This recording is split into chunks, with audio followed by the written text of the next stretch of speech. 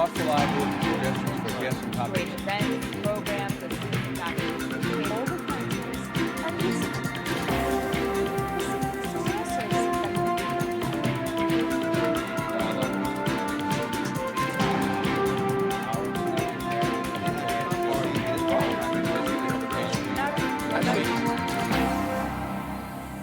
Hello, and welcome to this week's segment of Dialogue Houston. I'm your host, Lawrence Payne. To our regular viewing audience, welcome. To those joining us perhaps for the first time here for HCC's TV Dialogue Houston, we can be found now every Tuesday and Thursday at 6 a.m. and again at 6 p.m., Saturday afternoons at 3 p.m. As always, in top of the hour, let me thank you for your thoughtful emails, calls, and text messages concerning previous shows we've aired here on HCC's TV Dialogue Houston, but particularly your great ideas for guest topics and subjects to be covered on upcoming segments of Dialogue Houston. For after all, this is your community affairs, public affairs show here on HCC TV, proudly now in its 30th season. We have a great show lined up for you today. A great friend of mine who is doing extraordinary things in our community, both in her professional job and her community service job. I guess is the best way to describe them at this point. And none other than Brandi Brown, who is with the Children's Defense Fund Freedom Schools, in this case, HPYE Freedom School here in our great city. And she's going to tell you all about HPYE and the Freedom Schools Network. And then we're going to talk about an aspect of her work that she's involved in the community that deals with Black-led organizations. A wonderful new organization called Black Impact Houston, which is a membership organization made up of Black-led organizations. And we are about to really get into that because there's so much work that they're doing and so much potential for what they can do. And she's the organizer of it and the brainchild and brainstorm behind it. And it's really a great idea to bring them all together under a network, under umbrella, some of whom know each other, I'm sure, some of whom have worked with each other, some of whom had no other idea the other one existed probably, or even if they did, what they did. So here we are. So without further ado, Brandi Brown, welcome. Thank you. It is so good to see you. I've missed you. Yes, we have. Wow. We used to have a lot more contact on an ongoing basis. We'll have to make sure we renew that and get going again on some stuff. But first and foremost, tell us about this wonderful, because I remember the brainchild when it first all started, the whole Children's Defense Fund Freedom School idea. But ours here in Houston, the HPYE Freedom School, has really kind of led the way in helping some of the other schools get more crystal clear on their message and the mission that they originally intended to do, because we've kind of taken it, you and your team have taken it actually to the next level. So tell us all about HPYE. Sure. So HPYE Freedom School actually is an entity. So I love to tell people the name can be quite deceiving, and they're just like, tell me about your school. So HPYE Freedom School is actually an organization. And I love to say that we get an opportunity to be an extension of the school year by providing equitable opportunities for our families during the out of school time. And so oftentimes, when we think about summer, we think about winter break, we think about spring break, we don't usually think about where do our children go during those times. And so HPYE Freedom School gives us an opportunity to really create equitable resources and ensuring that our children and our families have the resources that they need to be safe, but then also to be in a learning environment where we're able to bridge those gaps between the times that they're not in school and when they return back to school. We actually provide those services through one of our partnerships, which is Children's Defense Fund. Children's Defense Fund has a national model called the Children's Defense Fund Freedom Schools program. That particular program is birthed out of the civil rights movement. And so, Mr. Payne, you and I have talked quite a bit about the Freedom Summer of 1964, where college students were coming from the North and working with those families in the South and really helping to mobilize them. And at that time, that reading and literacy was key in order for our people to be able to vote. And so looking at the Freedom Schools now in today's time, understanding that that is still relevant and prevalent for our young people. And so we get an opportunity to serve K through 12th graders through our Children's Defense Fund Freedom Schools program, where we really are not necessarily teaching them how to read, but really creating this love of reading and this love of learning. And building a community around them of support where they recognize that no matter where they're from and no matter what community that they're in, that they're able to accomplish anything that they put their minds to. And so this is our 23rd summer. Oh, yeah. No. I know. Wait, you're making me feel old now. I'm dating myself. Ooh, okay. And so we have been. I know. So we have been in the Sunnyside South Park community for over 22 years now, and so we get an opportunity to have kind of grow with our family. So just like you've been knowing me since I was just 2. That's why, I can but, I started when I was 2, but no, well, I really, we were able to not only, see the program grow, but we've been able to see our families grow. And so we have now where we're in a position where some of our scholars that started off with our programs, that they're now serving as interns with us. And we have some of our families who are now mothers and fathers, and now their children are a part of our program. And so we've been able to raise or kind of work with several generations through our intergenerational model. The key word that you mentioned earlier is the one I want you to talk about a little bit more, because it really is about equity. Absolutely. And what the programs do is they bridge that gap and try to close that gap around equity, and do it in a way that really enriches communities, families, and neighborhoods.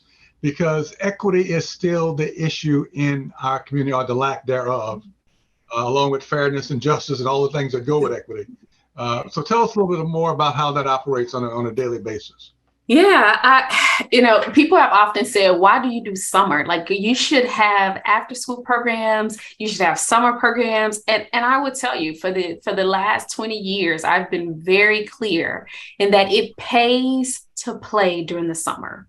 Yes, it does. And having children, if they're not in school, you're spending, and for some who are in private schools, you're spending a lot of money. And so really, we get an opportunity to provide high quality enrichment programming to our families where they don't have to choose whether or not their children stay at home alone, unsafe, while they can go to work because they can't afford summer programming. And so really looking at how do we ensure that our children have the same access that any other family that put their children in programs. What we know is that children that are from low income backgrounds, we know that what they have learned during the school year, they often lose 2 to 3 months of reading achievement and math achievement if they're not actively engaged in some type of high quality enrichment programming. And so what we get an opportunity to do is be able to put them in that space where they're not only learning, but we are really creating a community where they understand if we're not together during this 6 weeks, that we have equipped them and empowered them where they can be successful throughout their school year. And so really creating equity around that piece. I think the other piece since the last time we've talked that have organically evolved, one of the requirements, I say it's a requirement, but we really highly encourage our families to participate in what we call our HYPE hashouts, which are really parent and family engagement meetings where they get an opportunity to come and learn from one of our mental health professionals. And we partner with our families during their parenting time. And so we have our meetings during the summer once a week, and then we have them once a month during the school year. And so it became critical during the pandemic. I needed and leaned on our network of parents because I was tired as a parent of making decisions. I need to decide, do I keep my child home? Do we stay on virtual? What do we do? And so really having that network of support, our families have been able to kind of break some cycles of how they've always done things by learning a new approach of how do we empower our young people? How do we equip our young people? How do we work with our young people? And so we also have been able to offer mental health services where now we have a network of family who are seeing a therapist.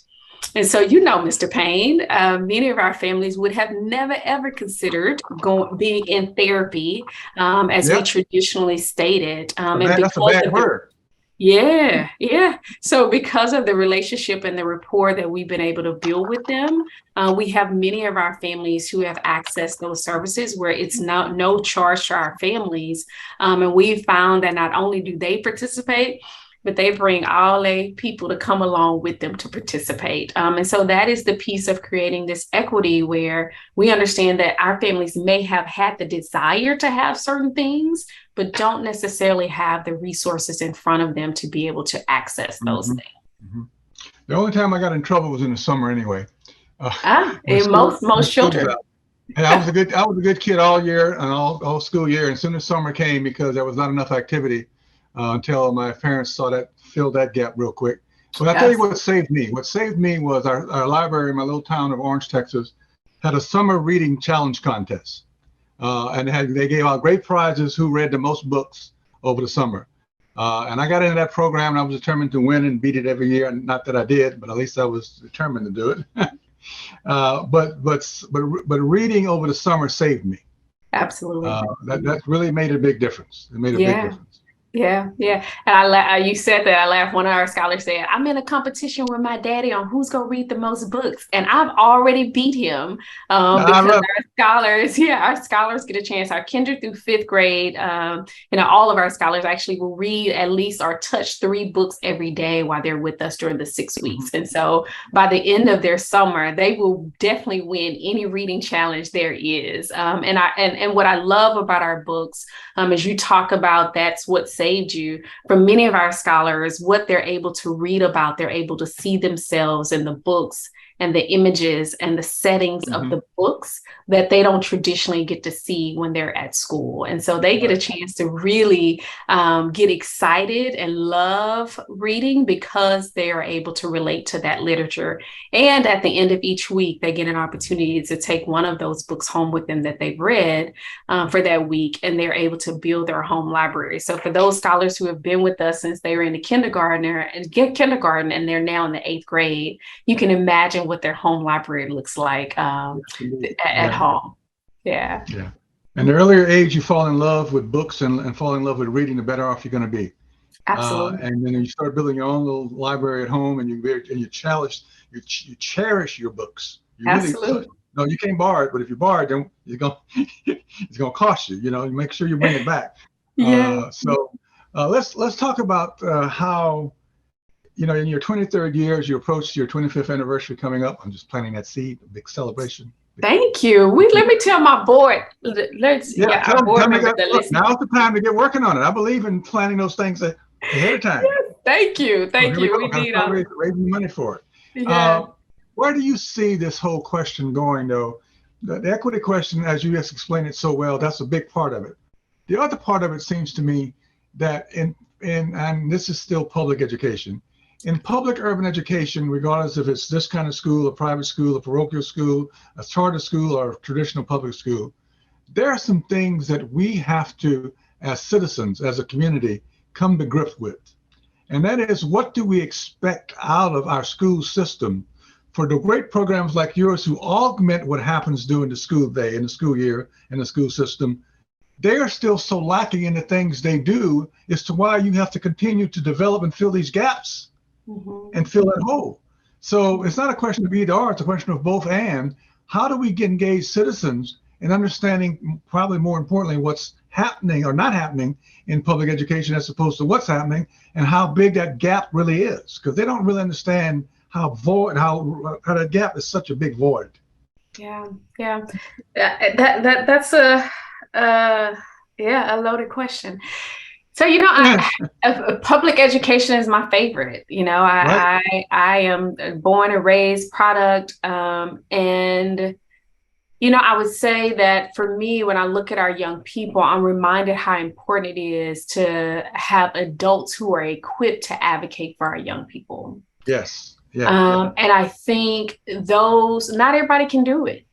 I think do we need to train adults? Do we need to start a training program for adults to educate them around the skill sets they need to be proper advocates? I think that is an excellent idea. I mean, part of our last meeting that we had last week with our parents was just talking about how do we go back into the school year, for instance, knowing what the trends are around COVID. and knowing that we're in a state that will overlook what the trends say. Yeah, that's not going to help you. Your state is not going to help you. So talking to our parents about what does it look like when you go back to school? Can you talk to the principal at the school to say, what are some measures that you have in place to ensure that my baby is safe? And understanding that if you can advocate for your baby, then you're advocating for those other ones who may not have the family to be able to be in a position to do that. And so I think one, it is identifying who are those adults who can do the advocacy work. I struggle, Mr. Payne, about parents ought to just be able to say something. Well, if you have a working parent, I have a parent who just had a tragic experience that happened to their children's mother. And what he said to me was, Brandi, I want them to be actively engaged. I'm an electrician. I can't get up there and bring them every day, right? I got to be at work at 5 o'clock. So he's a working father who wants the best for his child, but he may not be able to be in a position where he can call the schools on a regular basis, go down to the state capitol and advocate. But are there some community leaders that we can rely on? Are there some folks who can be in community with our families that can listen to what our families need and not assume they know what's best for them, and be able to advocate? I think we will start seeing a trend around ensuring that we can bridge that equity gap in between. Our schools need resources, right? They need the same resources as any other schools. And it should not rely heavily on it just being the parents of those children that have to ensure that they have the resources. The school is built for that. Right. Give them the resources. And children don't have paid lobbyists. They don't. So we have to be their advocates. Everybody else has a lobbyist. Everybody has a voice in Austin. Everybody has a paid lobbyist on the Hill every day working for them. We don't have that. Children don't have that. Schools don't have that. So parents have to be that and become that advocate. All parents, not just for your own kids, but for everybody else's kids also. Yeah. So, all right, we could spend a whole lot of time on that. That's probably another show we'll do with another group. Maybe we'll get a panel together and have a conversation. With the time left, I want to pivot, make a big pivot, and turn to Black Impact Houston, an organization formed of Black-led organizations whose key principal message is empowerment and liberation around a whole myriad of issues that they're working with. So tell us about Black Impact Houston. Yeah, you said it's a big pivot. It's all the same. Yeah. And I say that because as a community-based organization, we're only still standing by the grace of God and by partnering with amazing partners that we've been able to collaborate with to help us sustain our work. And so when Black Impact Houston, your work too. Yes. Yeah. I think with Black Impact Houston was birthed shortly after the George Floyd murder. We had a funder here in Houston that several funders in Houston, I would say, but we had one funder in particular in Houston that decided that they would do some racial equity justice funding to Black-led organizations. Yeah. So to be able to say, we acknowledge that the disparities in Black communities and disparities of those organizations that are Black-led are big. And so we're going to, as part of our mission, our Black Lives Matter statement, we're going to provide funding for those organizations who have leaders with lived experiences to be able to have funding to be able to put into those communities.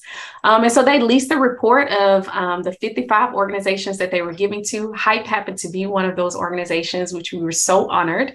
And I was able to look at that list and notice that out of the 54 organizations that were on there, I had very little relationships with those leaders that was listed there.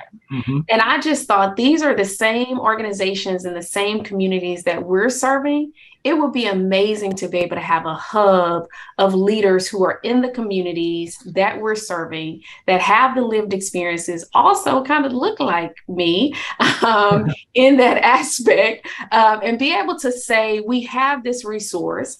How do we continue to to generate those funds within our own community, where maybe this grant size that was one thing, by the time I partner with you, we're able to stretch that funding will have even greater impact. And so Black Impact Houston was birthed. We got an opportunity to start building community and trust with one another, really learning who is out there. What do you do? What communities do you serve? And what are the potential opportunities for us to be able to collaborate? And so Black Impact Houston continues to grow. We're over 35 members of organizations that's represented in the Black-led with Black Impact Houston. And I'll shift and say that from that, we got an opportunity to say, could we have some resources to start planning what the potential could be with Black Impact Houston? And so we now have some planning support, where we have some funding to do a planning process. And so we've kind of charged the 35 members to say, who else do you know that's Black-led in Houston? How can we identify what are some of the strengths that those organizations have? What are some areas of opportunities where they can strengthen their organization? And how could we create a plan that's for Black-led organizations and by Black-led organizations, where we can really build the infrastructure of our organizations to be able to be sustainable for many years to come? I think it's a wonderful idea. I think it's a great idea to come together, and the seed and the germination of that seed behind this that started all of this. Education, advocacy, mentorship, and leadership are kind of the four cornerstones of the Black Impact Houston, working in areas of workforce development, community development, affordable housing, education, criminal justice, public health, and probably a whole nother long list of stuff that are related to that. To me, the beauty of it is it gets at the social, economic, and political realities of the world in which we must operate in, and understand how those all work together, the organizations that these 35 represent, and to educate them in how that collaboration and partnership can only strengthen what they're doing individually by doing it collectively, and have a common voice with a common agenda and a common vision around what they want to see accomplished. Let me ask the key question, though, of any organization that pulls together a network of organizations. It seems to me that the work in developing those relationships among and between the individuals and the organizations, because you and I've talked about this way back in the beginning, that it's always about relationships. Relationships built, nurtured, and maintained on mutual trust and respect, because nothing happens without trust.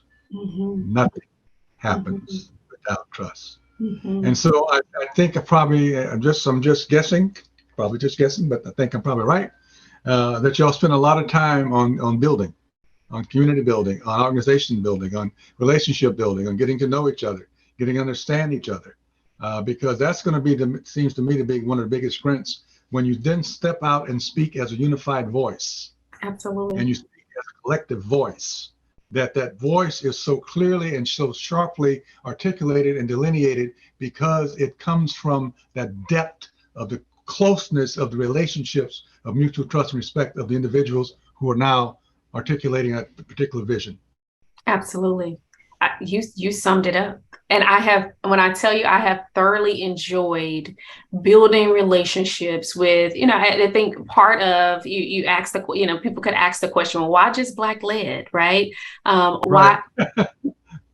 And so really we've been able to say, because we don't operate in a space where we get to be in community with one another. I'm in a lot of collaborations, and most of the collaborations I'm in, I am one of the few that's in there that's serving the community that I'm serving that look like me. We all are serving very similar communities. And so I think, yes, the relationship building and the trust building have been, for me, one of the most rewarding processes. And from that, it has also been so impactful for the families and communities that we serve. And so just by us launching Black Impact Houston last year, I will tell you that I have collaborated with new organizations that I would have never had access to before. We have one organization that is a veterinarian program. And so she's been able to, and part of her mission is to have more veterinarians of color to kind of grow up in this pipeline. And so she's been able to expose our scholars to what that field looks like. We've been able to partner with another organization around youth advocacy. And all of these organizations I've been able to meet through the relationships that we've established and we've built. And so I really have started to just believe kind of the impact of collective power building. And you can tell me a little bit about just what have you seen just through the different movements of what did it look like when a collective group of people who had lived similar experiences, what type of movement that could shape our world that we live in today? The strength of that kind of movement and the possibilities are truly just endless. Because here's what I'm sure y'all have experienced, and y'all probably experience every time y'all get together.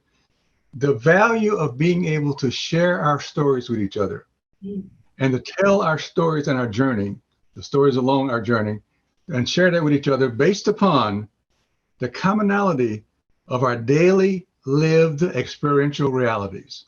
Our daily lived experiential realities that for African American, Black, Negro, colored people is different than everybody else's.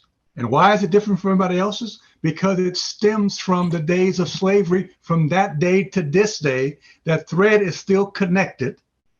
From Jim Crow to there, from slavery to Jim Crow to now, it is still that same thread that is connected. And to be able to share those experiences and share those stories, the bonding process, the understanding, the depth and the breadth of the understanding of what the other person is saying, because I have so closely the same experience, or someone in my family did, or someone that I know in my family did. So that helps the bonding process. It cements it a lot quicker. Not necessarily easier, because you still got to go through the pain, the tears, the crying, the anger, the passion, the mad, the. But once you get through all of that, then you're able to move collectively as a body, almost as one singular body, to the end goal, whatever that goal that you have set up for yourselves to achieve. I think it's a spectacular thing to see a Black movement operate that way and to operate and move together. That's what excites me about BIM, that it has the potential of playing that role in this era, in this 20th century, in this 2022 year, going into the 2036 thing, which I'll talk to you about, a whole nother thing that fits into this. 2036 is the city of Houston's bicentennial. We'll be 200 years old. So the question for us as African-American people and every other citizen of Houston, even everyone, African-Americans and everyone, what kind of city do we want? What kind of city do we expect? What kind of city do we want to have? Well, we got to start working and thinking and planning on that today. It's just not going to just happen. But here's the pivotal question that we have to ask to be able to achieve that goal. It is the aspirational goal. It's the aspirational question. What is the fair, moral, ethical treatment of all human beings? What is the fair, moral, ethical human treatment? What does that look like? If we set a threshold, a minimum threshold in a bar of expectation that every human being will have afforded to him or her these basic things in Houston, Texas, is really the question of equity, right? And the road to equity is empathy. The road to equity is empathy. So how do we begin to get people to understand? And then if we get that question with some dialogue and great discussion going all around the city about that question, then we can attack antecedent questions that go with that, points that go with that, rather. All human beings' lives matter. All human beings are equal. But I can't answer and address those second two until I at least understand what that first one looks like. What's that baseline? What's that baseline? So it's a great time. I think it's born when it needs to be born. It is a great time for it to come into fruition. And I'm just excited about the potential. And to have you to bless it is more than I could ever ask for, and articulate how important it is for the fourth largest city to be in a position to say that if we do these things, of the least of those who often think that, you know, there's a community that's the least, and you've done these amongst the greaters of us. So And we have now opened the door and left the door open for part 2 of this discussion, because they're telling me our time has run out for the day. And I must wrap this up very quickly because she's pointing fingers at me. So I'm just going to say, Brandi Brown, thank you for being on this segment of Dialogue Houston. I look forward to working with you and following the work of the wonderful Black Impact Houston, and continue. So until we come together again, for everyone, always be well, be safe, and peace, power, and love, and we'll see you next time.